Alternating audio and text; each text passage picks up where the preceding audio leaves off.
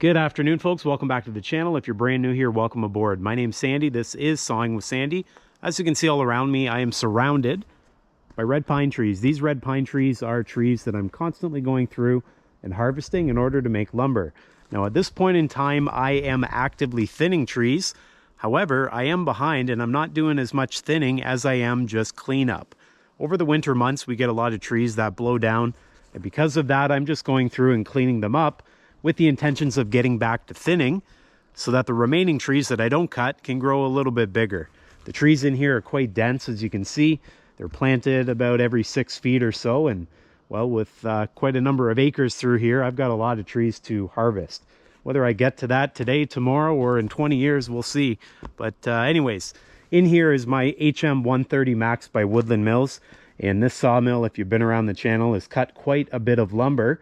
However, it hasn't always been in this location. In fact, it hasn't always been in that location in the shed either. Every once in a while, it gets some miles put on it. It makes its way around my property here, and it cuts in those locations.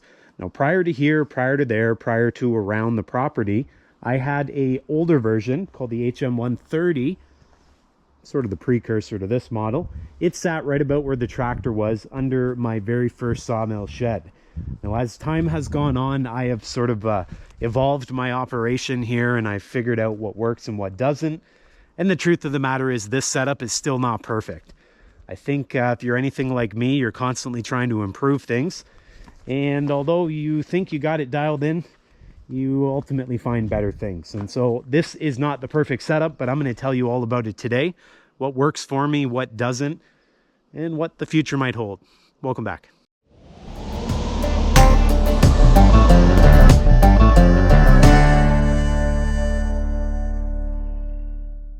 So let's take a step back to 2017. That's right about when I ended up buying the Woodland Mills HM 130.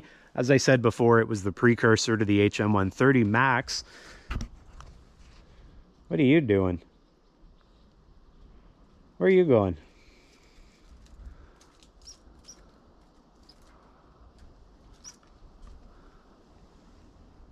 Am I interrupting something there, buddy?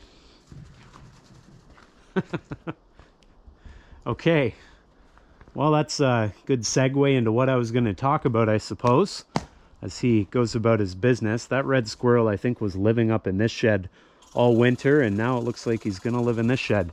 Anyways, let's take a step back to 2017. That is when I did all my research, my first research for a sawmill. I ended up buying a Woodland Mills HM 130, which is like the precursor to this model. Now, that model had a smaller capacity.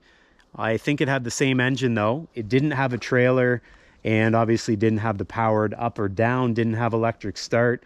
It was a great sawmill. I used it for years, cut thousands and thousands of board feet of lumber with it.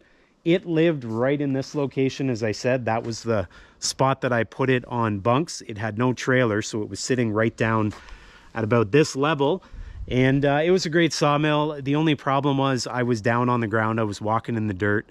And that was getting old real quick. Not to mention the shed that I built was very quick. I put it up very quick, and so it didn't have much of a slope to it. It was made strictly out of logs. It wasn't cut lumber, and I was a bit sketched out by the amount of weight that was sitting up there in the wintertime on that roof. So eventually I thought to myself, you know what, before it falls down, I'm going to take it down and I'm going to build something a little more permanent. That's where this comes in, the Hillbilly Hideout version 2.0. With the new saw shed built, I took the old sawmill, mounted it directly to the wooden deck there. That wooden deck is 10 feet wide by 20 feet long, so I mounted it directly to it at the same height it was originally in the first saw shed. And that was pretty much the saw rails at about that high. If you can imagine, there was just the little adjustable feet, and then the sawmill rails about that high. That worked out quite well, especially when you're trying to adjust like the log stops or the clamps, or you're trying to roll a log. Having the log down low, you can easily get leverage on it with a can hook.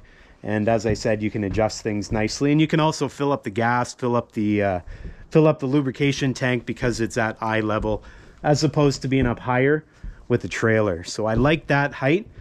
However, I found after a while, and after owning a new sawmill, I kind of think I would prefer I put that sawmill up on higher bunks so that I wasn't leaning over quite as much.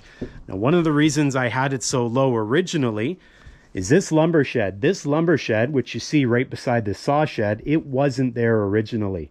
I built that back here. And if you go back in time and look at some of my older videos, I had a little bit of a walkway made out of wood, like a deck, from here to the lumber shed.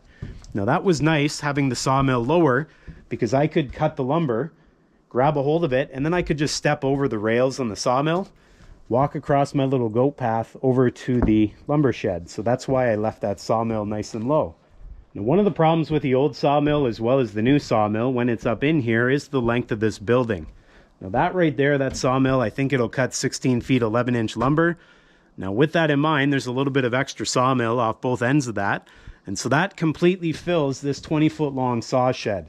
Now that's fine when you have a sawmill that's mounted down on the ground or down on the deck, because you can walk across the sawmill. But that one there, you can't exactly jump over the rails very easily. And so if you have to go from one side to the other, you have to try to get down off the saw deck, walk around, and then come up the other side. And that's a bit of a headache. And so I'd make this building just a little bit bigger. Now I'd also change the pitch on the roof here. The pitch on this roof is a 12-12, and if you've been around and seen this roof before, you know it's pretty steep. One of the downsides of this roof is snow comes flying off it with vengeance. Look down here. This snow came off, I don't know, maybe a month ago. Actually, probably a few weeks ago. But one of the problems is it comes off with such violence that it compacts and it actually breaks stuff that's down there. And you don't want to be standing there, obviously. Mix in a little bit of sawdust. This stuff is pretty much like concrete, and it's probably going to still be there once June rolls around. What I could do to fix this, aside from changing the slope on the roof, I could put some snow stops up there. But I think the easiest solution if I were to do another saw shed would be just to make a slope similar to this over here. This is a 412, maybe a 512, and the snow doesn't shed off this unless it's springtime. Whereas this, in the middle of winter, if you get some warm temperature out of the blue, that is just enough to release all the snow. And as I said, if you're not expecting it, well, look out. Another thing I do differently with this saw shed comes down to the post position. If you have a look at the back posts here, we'll call it 1, 2, and 3. These are good for supporting the beam and ultimately the roof, but they don't do a lot of good for loading things from the back side of the sawmill. In hindsight, I think what I would do is I would match the front posts with those on the back. And the reason I would do that is at the front, you'll notice the wider opening there. I believe that opening is about 13.5 feet from the inside to the inside of the post. That allows for easy loading of 12-foot logs. If you're going to saw 12-foot logs, you're probably making 12-foot lumber, and that is not going to fit out the back side of the sawmill. Now, does that matter? Well, not always, but sometimes, especially if you maybe you have a load of logs at the front and at the back you want to move the lumber. And so I think matching it up would be something I would do differently in the future. Ultimately, what it came down to was beam availability at the time. But in hindsight, I should have just looked a little bit harder for a larger beam to match the front one. Now let's jump up and look at that front beam. That beam is a doozy. Now, it's also way up there, and that's something that I would change for the future. That beam, if you can imagine, from the bottom side to the top of the deck, that's 11 feet. That is way too high. The only reason I have it that high, though, is with the 12-12 pitch, I needed it to be that high so that at the back here, I could actually walk underneath this beam. I didn't want to have to crouch down to get out the backside because I was going to be carrying lumber across my little deck, if you will, to my lumber shed. And so if I change the pitch, I can then lower that beam, which will ultimately still give me adequate height for the back beam. So you can see it's all connected.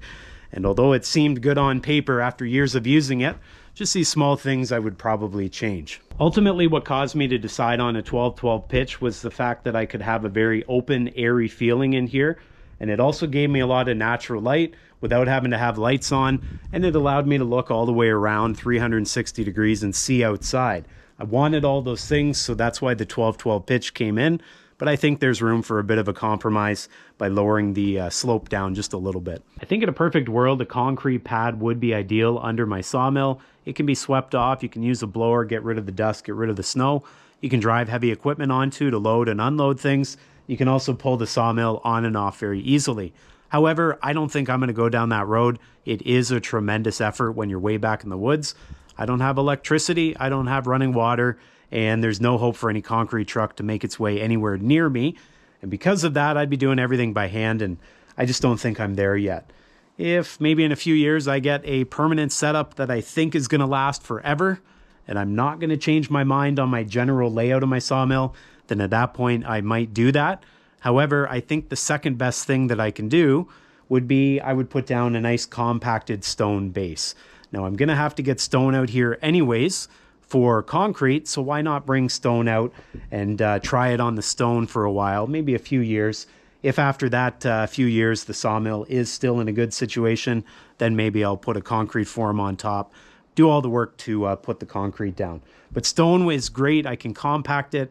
It won't allow the water to sit on it, so it'll be nicely drained. I can rework it as needed. I can add to it to expand the base as needed.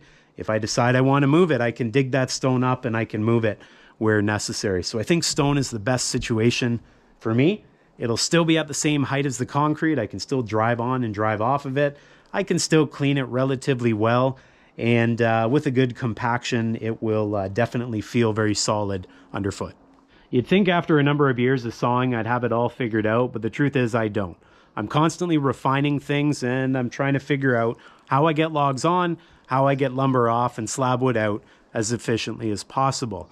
That process of getting logs on, slab wood, and lumber off is what I call workflow. How do I do that? Well, in my case, if you can imagine, the sawmill is on my left typically. I walk down the right-hand side of it. Logs come up in this direction onto my sawmill. They meet up against the log stops. I throw my slab wood out the back here into my slab racks, and then my tractor comes around the side and can deal with it. However, I don't like throwing slab wood out the back, as you can see why. In the winter time, if we get any snow that comes off the roof, well, that's where it sits. So what would I suggest in a perfect world? I would suggest you have your slab wood as well as your lumber go off either end of your sawmill. I don't want that stuff to go back where the logs came on, because that might impede new logs coming on. Instead, I want that lumber, I want those logs going off either end. In my case, the lumber does go off the end. It comes over here into my lumber shed. Now, because this lumber shed in the position was a bit of an afterthought, I don't have much space in order to put a slab rack. And so ultimately, I put the slab rack at the back. In a perfect world, I might have room if I built this lumber shed here in the first place. Maybe I'd have lumber going in the shed here. Just in front of it, maybe I'd have slab rack. That way I can come in with my tractor, pick up the slabs, pick up the waste wood, take it wherever it needs to go. Likewise, I could come in with the tractor and pick up the lumber, take it where it needs to go, and I wouldn't take away from the logs that I would have piled up here. In talking about logs in particular, I have gotten logs up onto my sawmill in 3 different ways over the years. One of which is my tractor with forks or a grapple. Another way is using a log loader trailer with a grapple and a boom. And the third way that I like the most is using a log deck. So I have had a log deck out here before, which is like a platform. And the reason I like the log deck best is I can stockpile logs on the log deck, sort of like those ones over there. And then I can put the tractor and the heavy equipment away. And then I just use my cant hook and some small beams or posts to roll the log up onto the sawmill. I like that better, so that when I'm sawing, I'm just sawing. And when I'm running heavy equipment, I'm just running heavy equipment. What I find is if I'm using the tractor to load every single log, at the end of the day, I'm pretty tired, because that's a lot of up and down, starting, stopping, maneuvering. And I don't get quite as much lumber cut as when it's all ready for me, like it is over there, and I just have to figure a way to roll it across onto the sawmill. Well, folks, I'm certainly just one person with one set of ideas. There's lots of people out there with all kinds of ideas. So do your due diligence, get out there, do a little bit more research, find the perfect setup for you. But at the end of the day, just make sure you get out there and do some sawing. You could sit around all day figuring and planning, and well, that's going to take away from what we all like doing, which is sawing. So get out there and make sure you do that. As always, I appreciate you watching. Make sure you like this video, subscribe, and I'll see you next time.